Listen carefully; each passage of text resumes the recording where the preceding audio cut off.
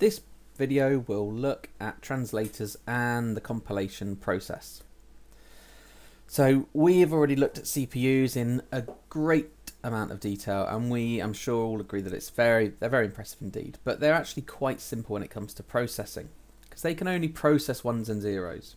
They don't understand how to process the programming code that we write in the form in which we write it, for example in Python or C++. All that code, the source code, a CPU cannot understand it. So it has to be converted into machine language before a machine can understand it and process it. Okay, so what's the difference between high level and low level code? Well, machine code is very low level language. It's the only type of code that a CPU can understand. It is made up of coded instructions and data. For example, the binary 01001100. That is the kind of code that a machine would understand, but it wouldn't understand anything else. So each piece of machine code is stored as a binary number and then decoded and executed by the CPU's logic circuits, as we already know. So this means that writing programs in machine code is very difficult for humans to do. No human would be expected to learn the binary codes for the thousands of different instructions that we might want a computer to do. Now, assembly language is also low-level language.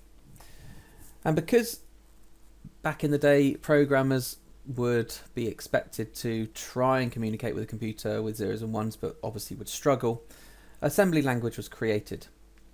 So this language has a small set of commands which represent certain pieces of machine code. So this helped programmers, as they didn't have to remember sets of binary code. Instead they learnt commands. So instead of memorizing the binary 1011 or 1001 and what that meant, they just had to remember a command like add and sub. Much more intuitive, similar to how we think. If we want to add two numbers together, the command add would allow us to do that in our head. It would remind us of the method.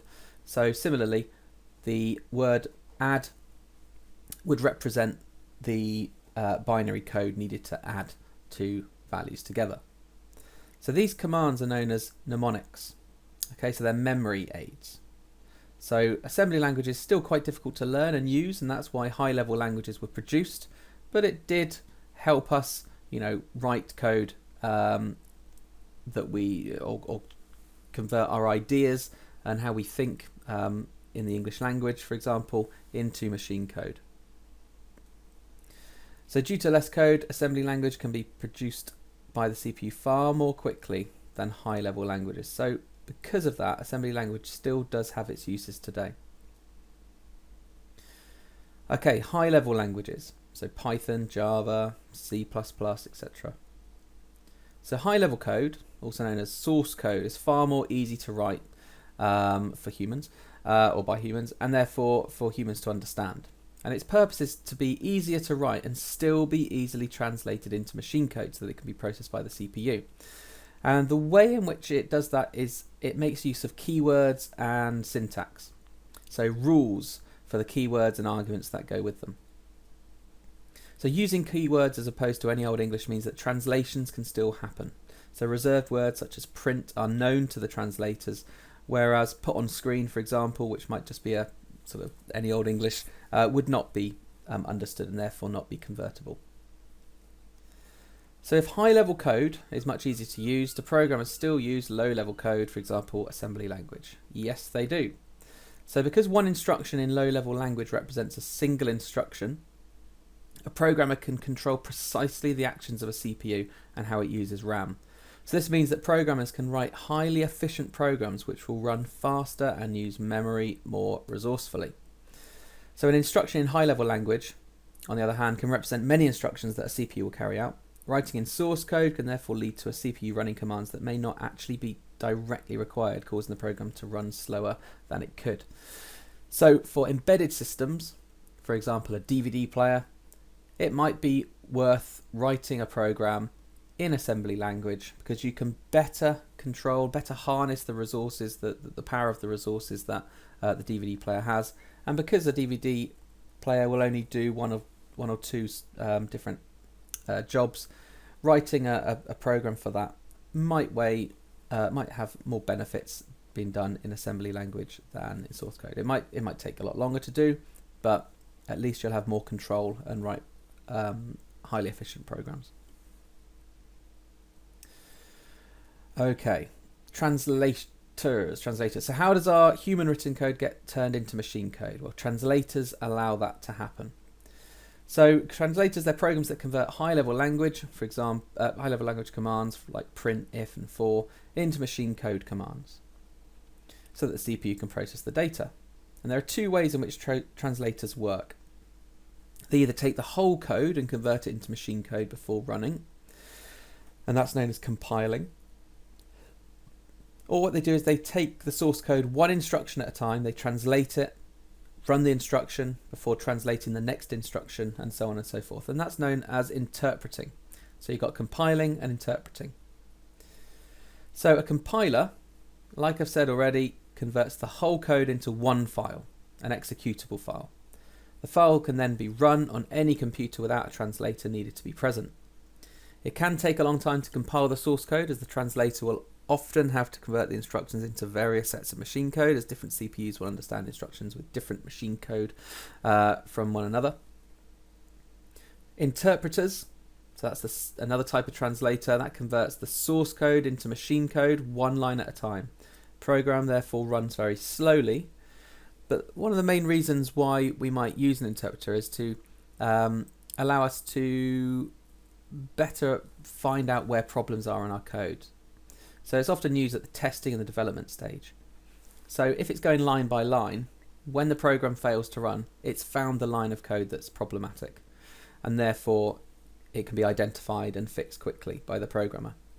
The other thing is that translators have to be present on the computer along with the source code for it to be run. So they can't, the code on its own will not do anything. It needs an interpreter with it. Whereas a compiler, because it's actually packaged up and turned that code into zeros and ones and packaged up that executable file, it can be run on any computer. So compilers and interpreters, they allow us to translate source code. Now there is another type of translator, and this is just for assembly language, and that's known as an assembler. So this type of translator only used for assembly language, and it converts the mnemonic assembly language instructions into machine code. Okay, object code and executable code. So when our programs are translated into machine code, there's a couple of steps that take place.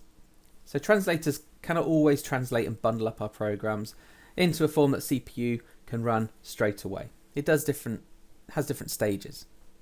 So what it will do is it will first simply translate the code that we've written into machine code, and that's known as object code.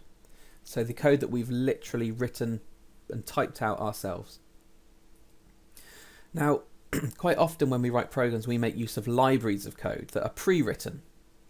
Now, a translator will need the help of something called a linker to link the additional library code to our object code.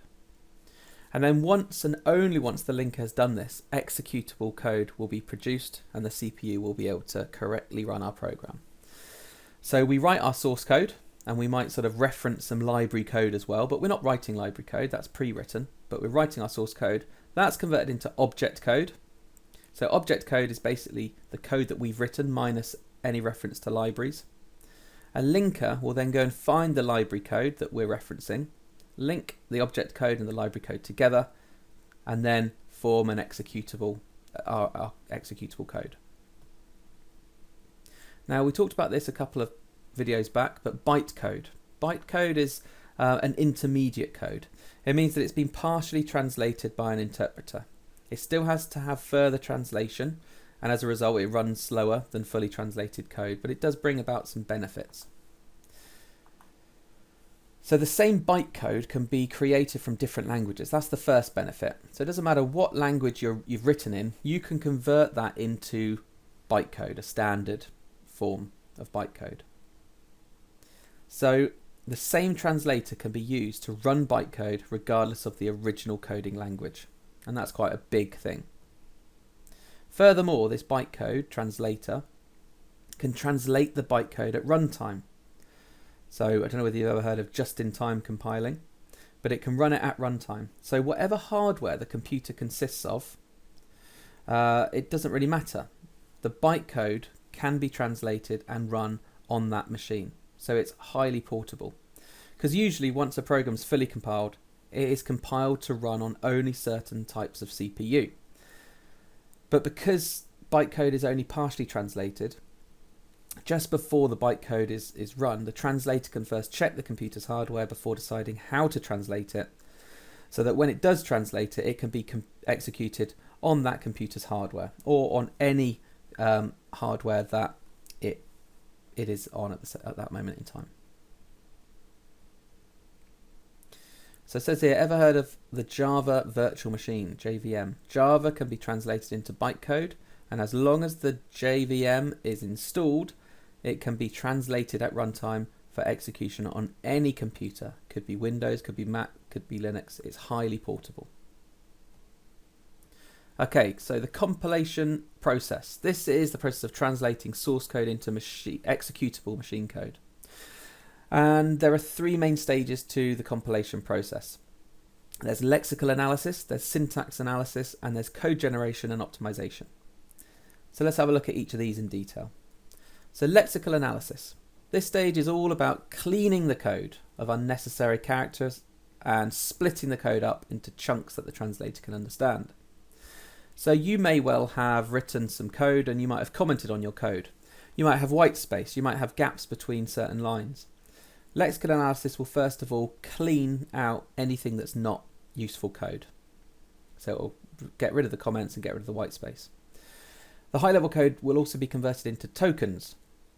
For example, in Python, print hello world, that statement would be converted into the following tokens. So print, an open bracket, an open speech mark, a string, a closed speech mark, and a closed bracket.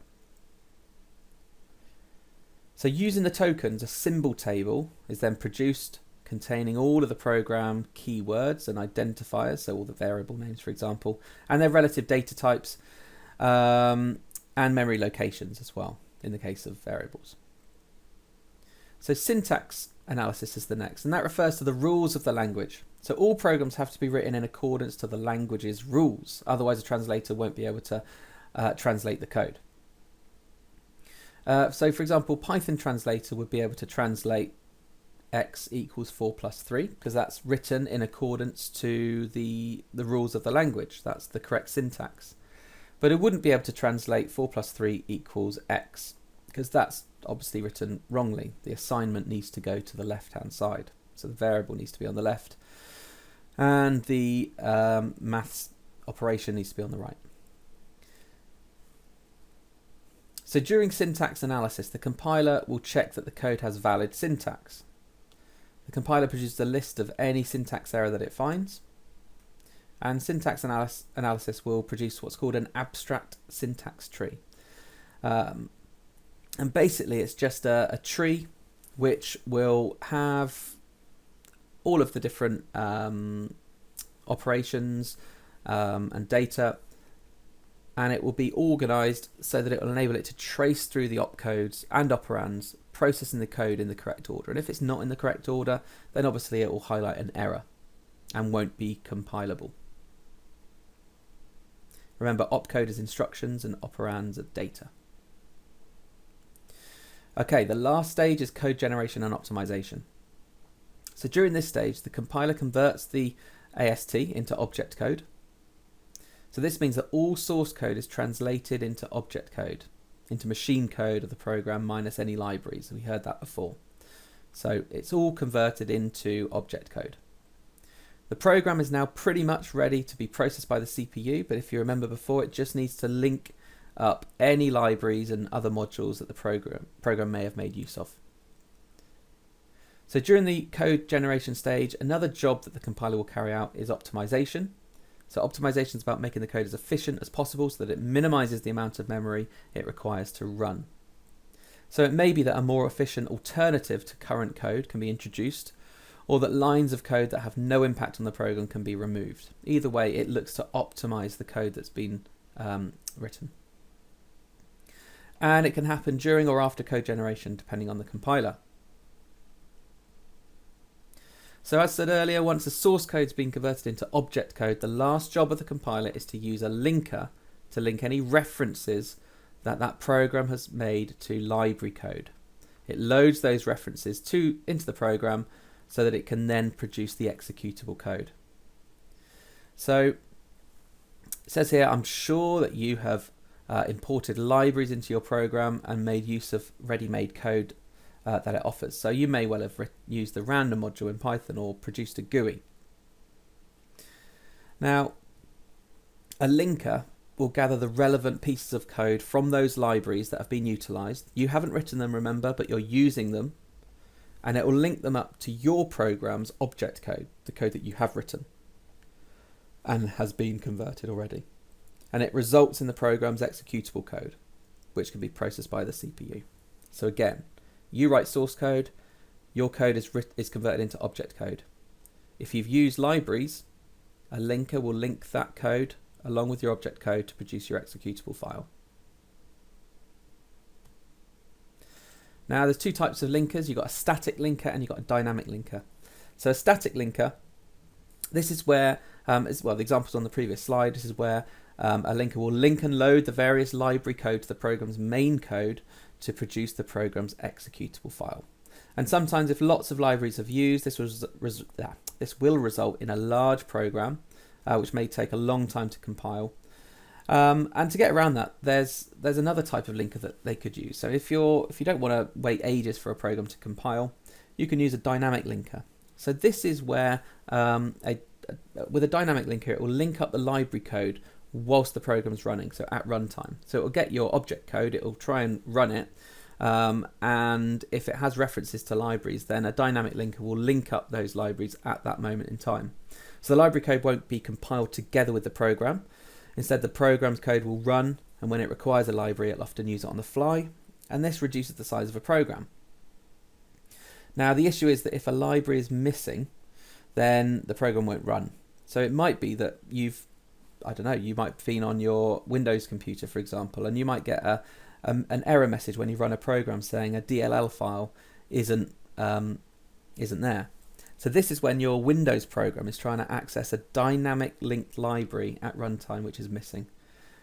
It's usually okay, you go online, you download the DLL file and you install it on your computer, and then you've got your dynamic linker there so that obviously your program can run. But if you ever get that error message, that's what's going on. It cannot link up your library code at runtime. It needs that dynamic linker.